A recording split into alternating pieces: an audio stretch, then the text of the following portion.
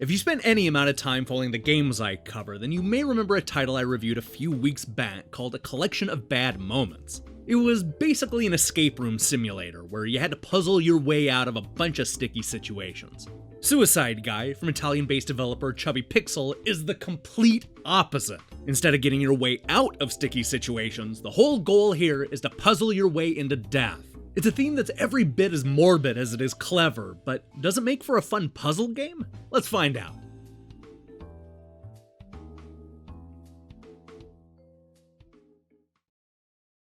Before you get the idea that this is some gruesome horror game, Suicide Guy is actually a lighthearted romp through a bunch of silly scenarios. You play a schlubby Homer Simpson type that drinks beer, eats donuts, and watches TV. The adventure begins when he realizes that he's fallen asleep and is about to drop his beer. With the fear of missing out on the rest of that delicious brew, he sets out to wake up by purposely killing himself in 24 imaginative stages. Instead of simply jumping off a building or getting run over by a car, you'll usually need to complete a bunch of steps in order to trigger the deadly trap and move on to the next stage. For example, you can't just ram the Zeppelin into the side of the building. You first need to run into a flock of birds, liberate the few that have pierced the balloon, and then steer the craft into the city now that you've reduced the elevation. Simple. The 25 stages will have you waking up a sleeping dragon, working overtime to start a nuclear war, getting smooshed by a car crusher, running a spaceship into the sun, and even getting run over by a speeding train. A lot of the puzzles are tongue-in-cheek, such as the video game-inspired stages based on both Portal and Super Mario Bros. If nothing else, the developers should be commended for loading the game with an impressive variety of stages and puzzles. All the locations are completely different, to the point where I couldn't wait to see what goofy scenario they would toss at me next. Now, if the unpredictability is Suicide Guy's biggest strength, then its weakness has to be the awful control.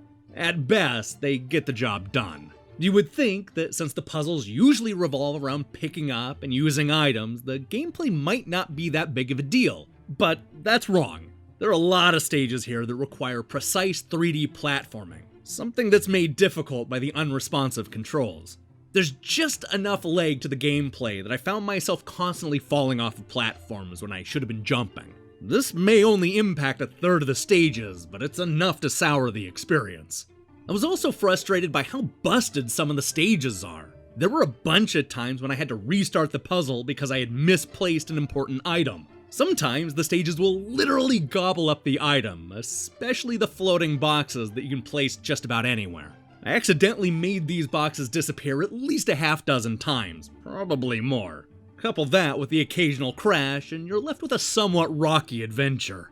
While these problems would normally make a game hard to recommend, I found that my complaints were largely overshadowed by both the theme and the variety. The idea of offing yourself in dozens of different ways may sound morbid, but it proves to be a killer concept that is rife with possibilities. I liked its sense of humor and probably could have played another 25 stages without even batting an eye.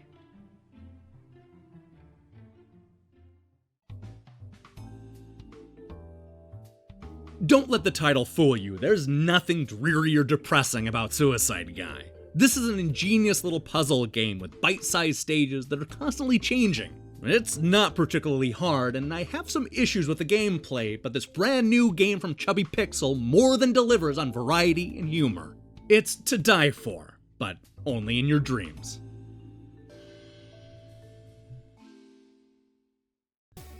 Hey, thanks for watching our review. So here's the question of the day. What video game character had the best death? There have been so many great deaths over the years, such as Aerith from Final Fantasy VII and Lee from Telltale's The Walking Dead. Let me see your thoughts in the comments below. In other news, this is going to be a week packed with brand new reviews. Look for my take on Mercenary Kings Reloaded Edition, Old Man's Journey, and Shiny, as well as Andrew Holmes' review of Boo! Greedy Kid. I strongly recommend you click that subscribe button and support what we're doing here. Until then.